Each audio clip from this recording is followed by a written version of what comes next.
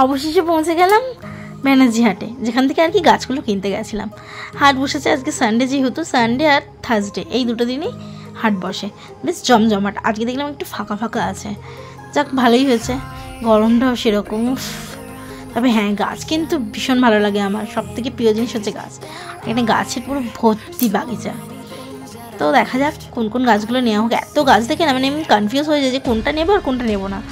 একে তো নিয়ে আসার একটা ব্যাপার থাকে, এতগুলো গাছ নিয়ে আসবো কীভাবে।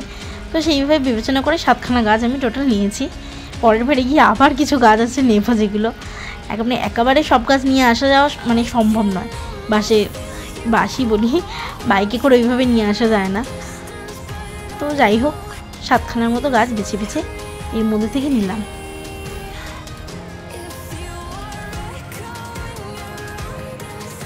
আমি গাছ নিলে কী করি, আমি ওনাকে বলে দিই যে গাছগুলোকে টপের মধ্যে বসিয়ে দেবেন মাটি দিয়ে, খুব সুন্দর করে প্যাকিং করে দিয়ে